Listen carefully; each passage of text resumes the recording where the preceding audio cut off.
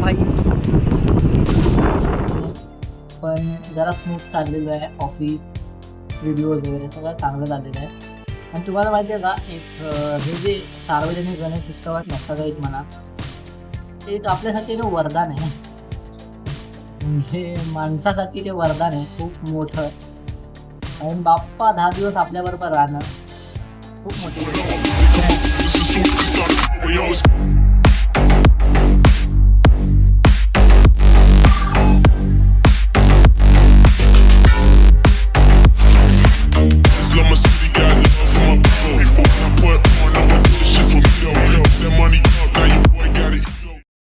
नमस्कार मित्रांनो, जय शिवराय तुम्हा सगळ्यांना. आज डायरेक्ट घरी जाताना व्हिडिओ चालू करतोय बघा.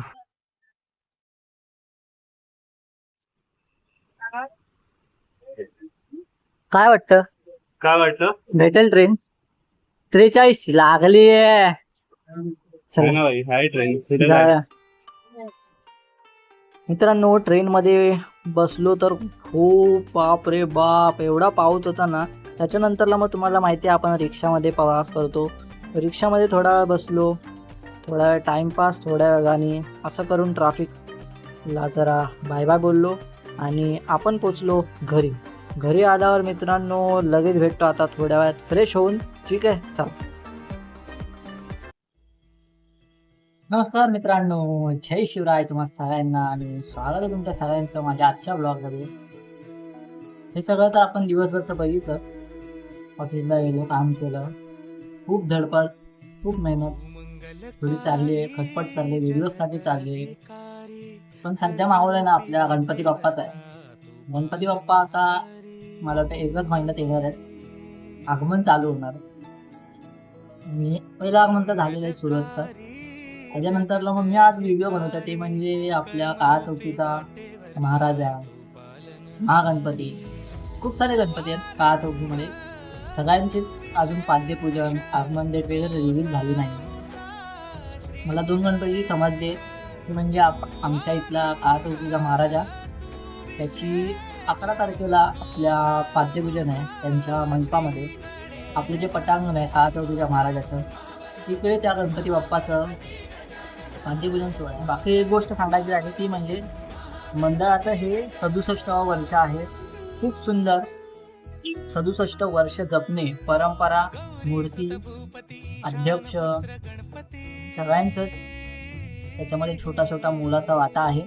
आणि आपलं जे जिजामाता नगर आहे त्याच्यामधलं ते खूप इम्पॉर्टंट आणि महत्त्वाचं मंडळ आहे, ते म्हणजे काळा चौकीचा महाराजा. आणि खास आकर्षण म्हणजे काळा चौकीच्या महाराजाच्या पाद्यपूजनामध्ये ते म्हणजे मोरया म्युझिकल ग्रुप आहे. अजून खूप सारे असेल, कच्छी वगैरे असेल, ढोल ताशा पथक असेल. पोस्ट अजून पडलेली नाही आहे. मला जेवढं माहिती आहे तेवढं मी सांगितलेलं आहे मित्रांनो. बाकी तुम्ही पेजवरती जाऊन बघू शकता, काळा चौकीच्या महाराजाच्या पेजवरती तारखेला. आणि त्याच्या आदल्या दिवशी म्हणजे 10 तारखेला आपल्या काळा चौकीच्या महागणपतीचं पाद्यपूजन सोहळा आहे मित्रांनो. खूप मस्त असा दिवस आहे. 10 तारीख आणि 11 तारीख असे 2 दिवस फुल ऑफ कॉन्टेंट आहे माझ्यासाठी. आणि देवाच्या कृपेने पण जरा स्मूथ चाललेलं आहे. ऑफिस व्हिडिओज वगैरे सगळं चांगलं झालेलं आहे. आणि तुम्हाला माहिती आहे का, एक हे जे सार्वजनिक गणेश उत्सवात नसतात म्हणा, ते एक आपल्यासाठी ना वरदान आहे.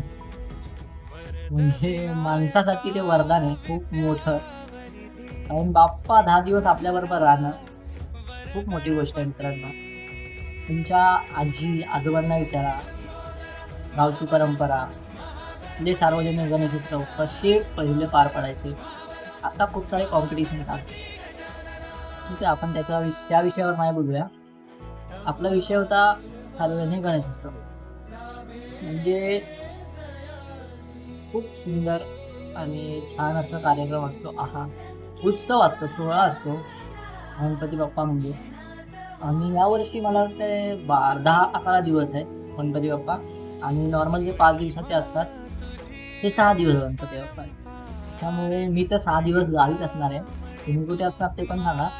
आणि खूप साऱ्या अशा गोष्टी आहेत ज्या मला शेअर करायच्या आहेत. पण आता बाप्पाचा सीझन आहे म्हणून मी बाप्पाच्या व्हिडिओ बनवतो. पण मध्ये मध्ये कधी मला काही कॉन्टेंट नसेलच तर मी तुम्हाला कधीतरी माझी स्टोरी किंवा माझं सगळं लाईफ जी आहे ते मी सांगेन. बाकी तुम्हाला माहितीच आहे. बाकी तुम्ही भेटा मला आपल्या काळा चौकीच्या महाराजाच्या पाद्यपूजनाला आणि काळा चौकीच्या महागणपतीच्या पाद्यपूजनाला. महागणपतीला तर फिक्स असतं आपला मोर्या बीच, कल्पेश दादा, फुल ऑन फायर. आणि बाकी महाराजाचं काय अजून मला अपडेट आलेली नाही आहे. जशी येईल तशी मी व्हिडिओ बनवेन आणि टाकेन.